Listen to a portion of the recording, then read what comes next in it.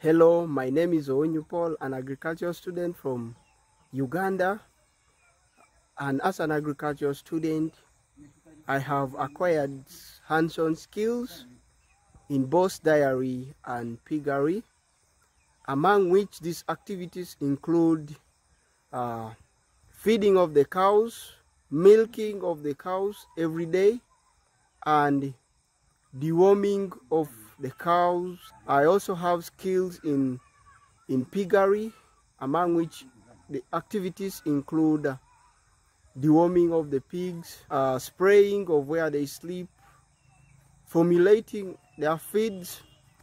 Through Globit, I really extend my request to my farmer to give me the chance and the opportunity to work in Denmark and to be part of the team to make success in the farm where I'm going to be, because I am a passionate person, I'm an energetic person who is always open to any opportunity that comes. I am somebody who is open to learning more skills.